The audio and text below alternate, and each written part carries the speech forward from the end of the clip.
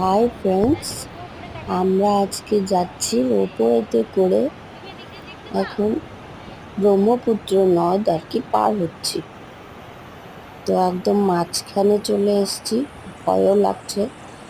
প্রথমবার একটা নতুন এক্সপিরিয়েন্স। আমার ছেলে খুব মজা নিচ্ছে, বলছে চারিদিকে জল জল, অনেক জল এখন নদীর মধ্যে।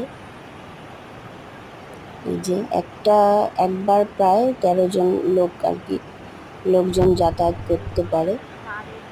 আমি সব দিকে ভিডিও করে নিচ্ছি। এই যে তারটা দিয়ে আমরা রোপওয়েতে করে যাচ্ছি, সেটা একটু তোমাদের সাথে শেয়ার করলাম। যেতে সময় লাগে। অনেক বড় নদটা, ব্রহ্মপুত্র নদ অনেক বড়, গঙ্গার থেকেও বড় আর কি চওড়াটা।